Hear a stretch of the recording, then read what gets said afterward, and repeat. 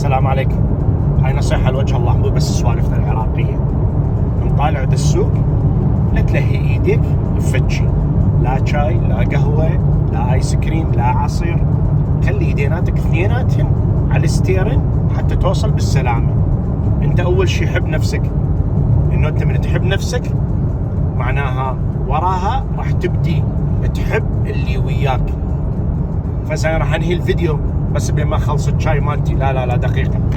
انت بس دائما تذكر احتمال هذا الشيء اللي قاعد تشربه او تاكله ممكن ينطش عليك وانت يجوز رايح للدوام، رايح المناسبة، رايح الموعد، فراح تدمر نفسك وتوسخ ملابسك.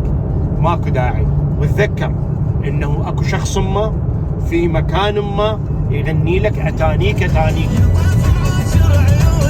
والسلام عليكم ورحمة الله.